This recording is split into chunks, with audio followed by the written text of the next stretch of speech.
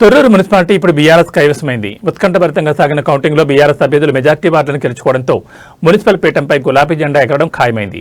ఈ గెలుపుతో పాలకుర్తి నియోజకవర్గంలో బీఆర్ఎస్ శ్రేణులు సంబరాల్లో మునిగిపోయాయి. జయం ఖరారైన వెంటనే మాజీ మంత్రి ఎర్రబెల్లి దయాకర్ ఆధ్వర్యంలో భారీ విజయోత్సవ ర్యాలీ నిర్వహించారు. నాంచారి మాడూరు నుండి ప్రారంభమైన ఈ ర్యాలీ తొర్రూరు పట్టణం వరకు వేలాది మంది కార్యకర్తలతో అట్టహాసంగా సాగింది. అధికారంలో ఉన్న కాంగ్రెస్ పార్టీ ఈ మున్సిపాలిటీని ఎలాగైనా దక్కించుకోవాలని ప్రయత్నించినప్పటికీ తొర్రూరు ఓటర్లు మాత్రం అభివృద్ధికి అండగా నిలుస్తూ బీఆర్ఎస్కు మద్దతు పలికారు.